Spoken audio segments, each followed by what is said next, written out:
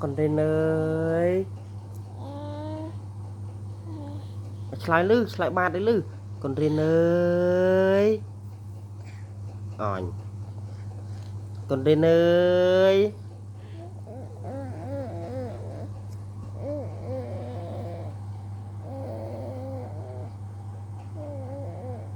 rồi con cá nó vậy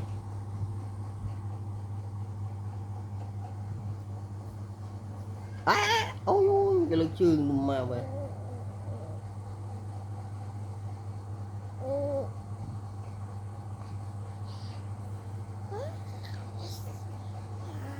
container mày lại ban với papa ơi container container à con phơi sai lưng á sai bát bát con phơi container nè thôi mày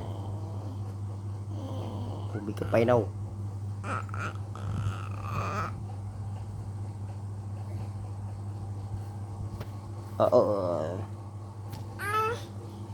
ôi cho nào ôi khoai này cái chỗ à đi